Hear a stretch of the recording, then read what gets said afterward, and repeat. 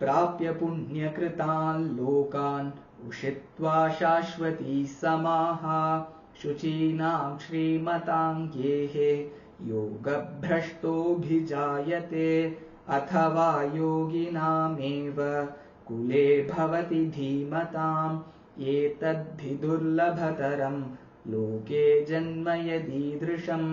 तत्र तं बुद्धिसंयोगं लभते पौर्वदेहिकं यतते च ततो भूयः संसिद्धौ कुरु नन्दन पूर्वाभ्यासेन तेनैव ह्रियते ह्यवशोऽपि सः जिज्ञासुरपि योगस्य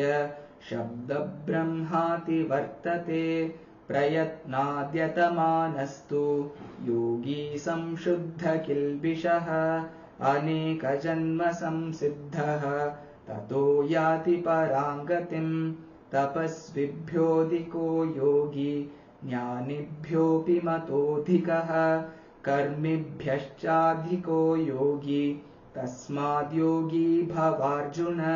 योगिनामपि सर्वेषां मद्गतेनान्तरात्मना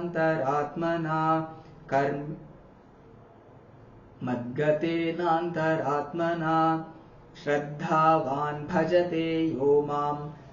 समे युक्ततमो मतः। ॐ तत्सत् इति श्रीमद्भगवद्गीतासु उपनिषत्सु ब्रह्मविद्यायां योगशास्त्रे श्रीकृष्णार्जुनसंवादे आत्मसंयमयोगो नाम 6ोऽध्यायः।